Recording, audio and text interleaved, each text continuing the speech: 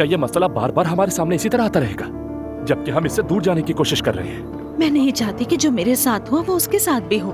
ज़ैनब अपने घर से नहीं निकल सकती थी, इसलिए मैं वहाँ शिफ्ट हो गया। तो तुमने सामान बांधा और अपनी बीवी के घर शिफ्ट हो गए। फिर मैं अपनी हिफाजत के लिए खिड़की की तरफ भागकर चली गई थी। मैंने उसे कहा कि करीब आए तो खिड़की से कूद जाऊंगी। मेरा मकसद उसे खुद से दूर रखना था। अल्लाह से डरती हूँ, मैं झूठ नहीं बोलती, बिल्कुल भी नहीं।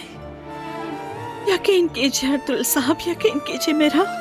कौन सी शादी? चूंकि तुम्हारी तलाक हो चुकी है इसलिए दोबारा शादी जरूरी है। क्या कहा? अब ये बात कहाँ से आ गई? दुआ बेटा, इस तरह जिंदगी नहीं गुजार सकते।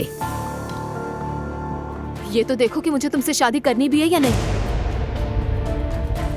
तुम एक साथ एक घर में हो, तुम्हारी एक बेटी भी है। लोग बातें बनाते हैं। मैंने उन्हें सब कुछ बता दिया, जो कुछ मेरे साथ हुआ। वो भी बहुत उदास हुए। मेरा ख्याल है अब वो समझ गए हैं कि इब्राहिम कैसा इंसान है। नूर फातिमा, जानती हो ना, उस इब्राहिम का नाम सुनते ही मेरे रोंगटे खड़े हो जाते हैं। तुम्हें जितने तोहफे मिले थे सब जमा कर लो, हम वापस देंगे उन्हें। लेकिन क्यों? क्योंकि तुम्हारी शादी वहां नहीं होगी। मैं इब्राहिम को पसंद करती हूँ। वो इंसान जैसा नजर आता है वैसा नहीं है, और मैंने तुम्हें सड़क से नहीं उठाया। मैं आपकी बात मान तो लूं अंकल, मैं नाउम्मीद नहीं लौटना चाहता। असलान, तुम्हारे पास कोई और रास्ता नहीं।